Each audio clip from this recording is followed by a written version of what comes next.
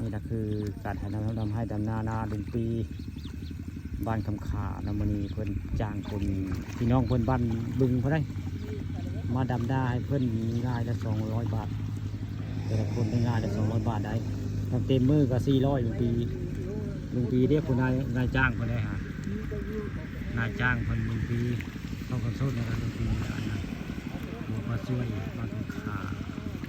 ตำบลนาตาลอำเภอจังหวัดมีการจ้างคนมาดำให้ดำนาได้คนเราคนชวนให้ผู้ข่ามาถ่ายยูทูบคนเราไปถ่ายน้อยๆให้เขามาดำนากล้วยคนเราได้มาดำนาเพื่อนละกล้วยคือดำนาละนี่นาลุงปีตรงนี้นาปลาสวยมีการจ้างวานในบ้านเพื่อนบ้านบึงหนองสลามเพื่อนดูว่าทางไปทางหนองบัวเพื่อนเจ้ามาดำนาเท่าแล้วคือเราก็ยังดำนาอยู่เท่านี่เราเท่าแล้วนั่นแข็งแรงได้เท่านี้มันต่ำแล้วอายุ70 ปีข่าวเอาได้เมืองลาวนี่มันต่ำอายุ70 ปีเลยคนที่ดำนาคนเดียวซูซีบนน้อยเพราะว่าซูซีก็ลุงเวทคนละลุงเวทเราอยู่หลายในลุงเวทนี่ภาพเรื่องจริงพันจอเจ้ามาดำนาลุงปีอยู่บ้านของข้านี่ผู้จ้างเขาลุงปีหลายทุกวันท่องโซ่คนดำนานี่เป็นทบ้านนอกมาได้ทบ้านบึงนงสลามไว้มาเนี่ยมันมีแถมขาจะคนได้เพื่อนเอามาทับคนหมดเลยเอาทางพี่น้องญาติมาดำมาได้ลุงอายุจักปีแล้วเจ้าอายุจักปีแล้วเจ้า50 กว่าแล้วได้ครับหม้อ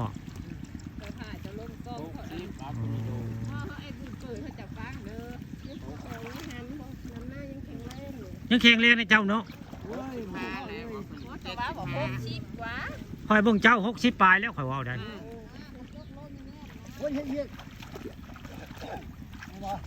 ขนาดค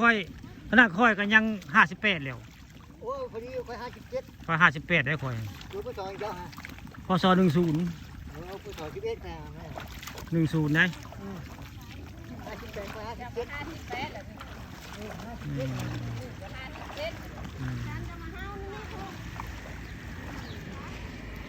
นี่ดาเจ้าดำให้ดำนาลุงปีมีผู้เฒ่าคนนึงได้อยู่ปลาเต็มได้มาดำนาคนงานของลุงปีบ้านของข้าคนมาดำนาได้บริมีแถมขาจักคนได้หมดนี่มีแต่ไทยบ้านนอกหมดได้มาดำให้ดำนาลุงปีอยู่บ้านของข้าเจ้ามาดำนาเป็นทีมได้มาทีมงานเจ้าน้องบ้านบึงญาติของลุงปีได้มาหมดนี่มีแต่ญาติเพื่อนให้ลุงปีเพื่อนมาทีมงาน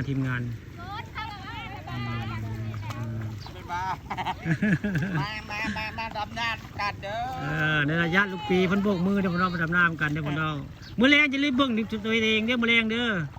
สั่งปลาทองคำมาชมชิมเจ้าจะเห็นชิมเจ้าเดี๋ยวเมื่อแรง